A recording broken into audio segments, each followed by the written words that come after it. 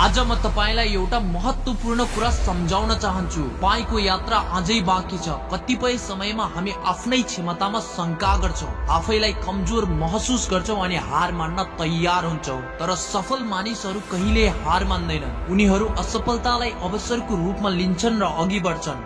Number 1, सोच परिवर्तन गर्नुहोस्, जिन्दगी परिवर्तन हुन्छ। अल्बर्ट आइन्स्टाइनले भनेका थिए, the world as we have created it is a process our thinking, it can not be change without changing our thinking. यसको अर्थ हो तपाईको सोच जसरी हुन्छ जिन्दगी पनि त्यसरी नै बन्छ। यदि तपाई नकारात्मक सोच राख्नुहुन्छ भने जिन्दगीमा नकारात्मक कुराहरू मात्र देख्नुहुन्छ, तर यदि सकारात्मक सोच राख्नुहुन्छ भने कुनै पनि समस्या अवसर बन्न सक्छ। उदाहरणका लागि नेपोलियन हिलले आफ्नो पुस्तक थिंक एन्ड ग्रो रिचमा भनेका छन्, जो मानिस सक्दिन भन्छ उसले कहिल्यै सक्दैन, जो मानिस गर्न सक्छु भन्छ ऊ अवश्य सफल हुन्छ। त्यसैले तपाईको पहिलो कदम आफ्नो सोच बदल्नु हो। नम्बर 2, असफलता सफलता प्राप्त गर्ने बाटो हो।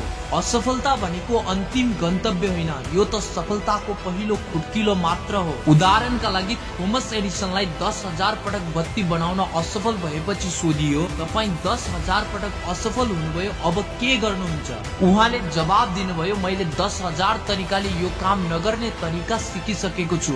ज्याक मा अलिबाबाका संस्थापकलाई 30 पटक भन्दा बढी जागिरबाट अस्वीकृत गरियो, तर उनले हार मानेनन्। आज उनी संसारकै सफल उद्यमीहरूमध्ये एक हुन्। विशेष रूपमा सिक्नुपर्ने कुरा, असफलता तपाईलाई पराजित गर्न होइन सुधार गर्न आउँछ। हरेक गल्तीबाट सिक्नुहोस् अनि अगाडि बढ्नुहोस्। नम्बर 3, धैर्य र निरन्तरताको शक्ति।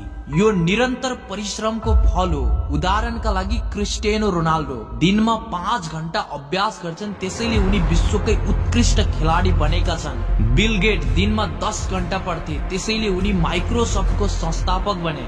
यदि तपाईले आफ्नो सपनाको लागि नियमित मेहनत गर्नुभयो भने तपाई सफल भइहाल्नुहुन्छ।